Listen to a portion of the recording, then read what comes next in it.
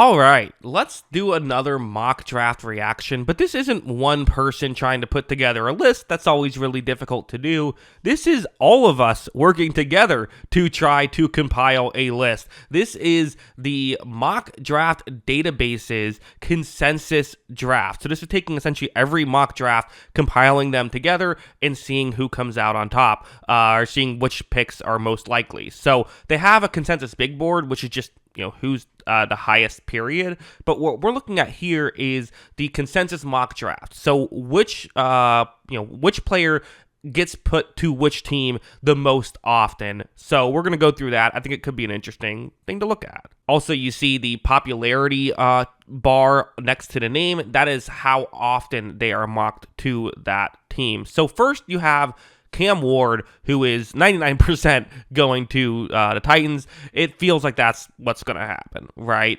But what's interesting is Travis Hunter actually edges out Abdul Carter at number 2. And again, this doesn't mean that's what's going to happen. A lot of these mock drafts aren't even predictive mock drafts. They're just what people would do.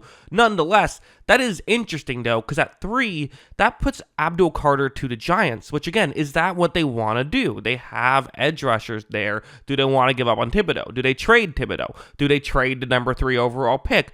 I don't know, but that's going to be such a fascinating draft day decision. I don't think we're going to know exactly what happens until pick number 3, but most people think Carter will just be a New York Giant, which is interesting. Will Campbell at 4. Again, I think the Patriots are a little bummed in how this all worked out, but I also think they like Will Campbell.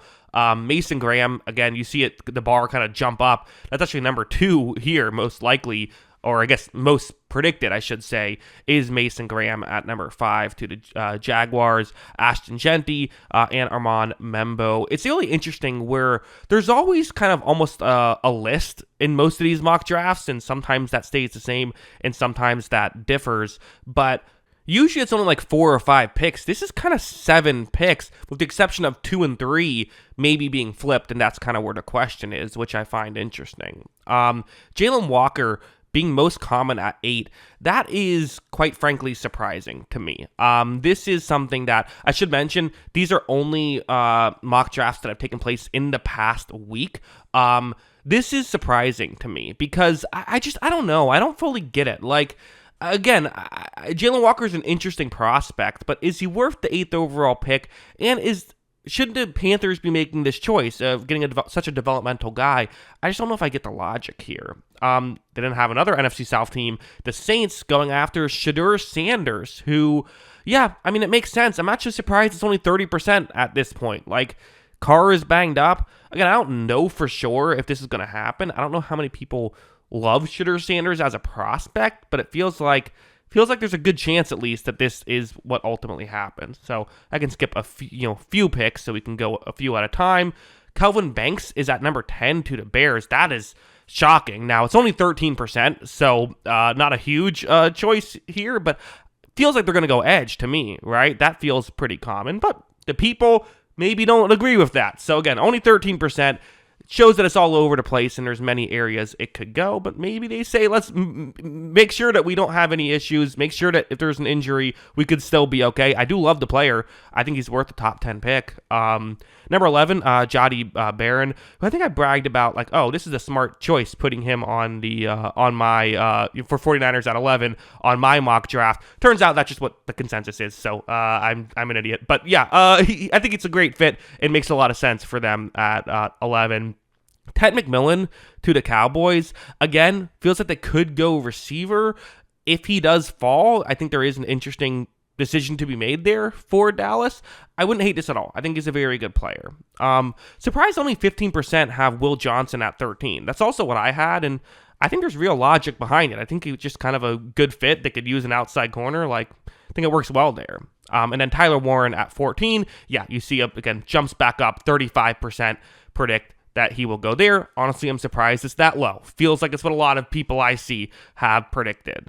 Moving a little bit further, so we have, Mikael Williams. So the Falcons do decide to go edge rusher here, which, okay, makes some sense. Again, I think that's a logical choice.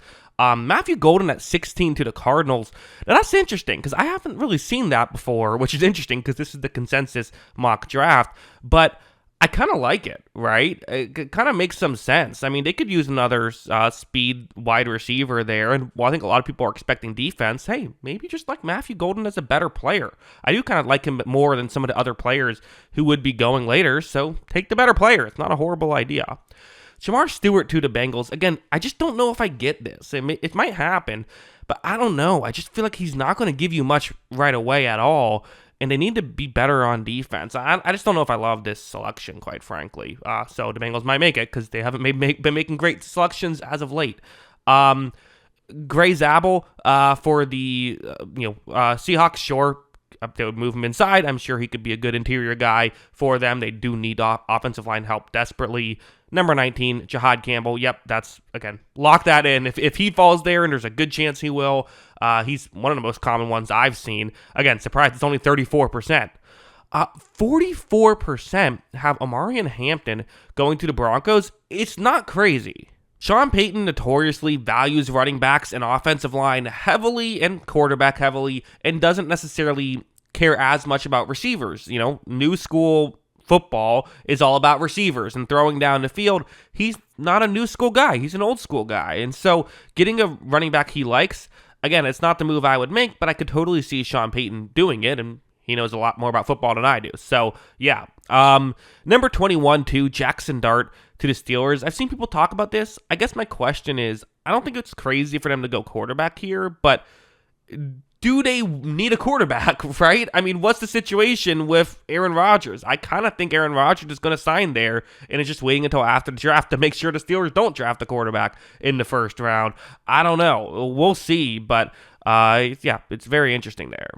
We can move on a little bit here. So we have, Colston Loveland. Another common one, 33%. To the Chargers. Trey Amos, well, I should talk about it a little bit. He'd be a really good fit for them. I think would run routes very well for that system. I think he could be very good.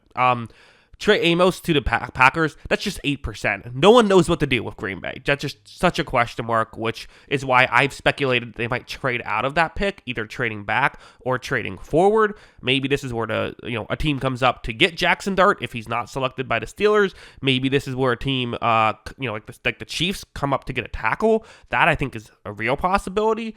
But ultimately, they decided to just stick, there's no trades in this, so they're sticking with it. Trey Amos is the pick. Hey, I like him a lot as a player. Maybe just get a good player. That's not the worst thing in the world. I think there's logic there.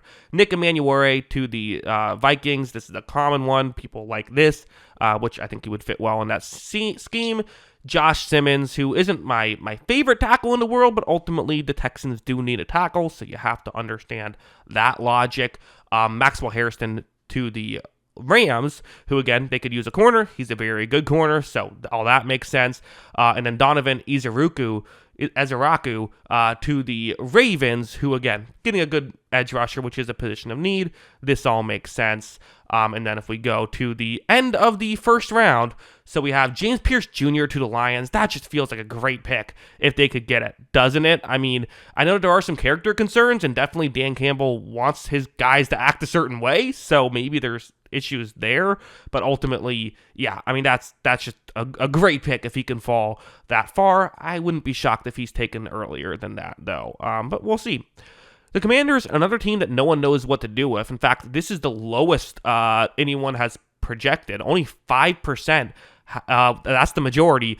They pick Luther Burden. Again, in fairness, the way this works is some people might be projecting like James Pierce to be taken there, but if he's taken before, then he doesn't fall there. So that's part of how this whole thing works. But ultimately, another team not a lot of people know what to do with. I do think they probably go corner here, but with some of the corners off the board, I guess they decide to go with a receiver, which I don't know if they need. I think they probably go corner here. But we'll see. Hey, maybe they just like Burden enough and say he's a better player. I don't know. Kenneth Grant to the Bills here. Again, good player. Will help them out. Not the flashiest thing in the world, but something that can work.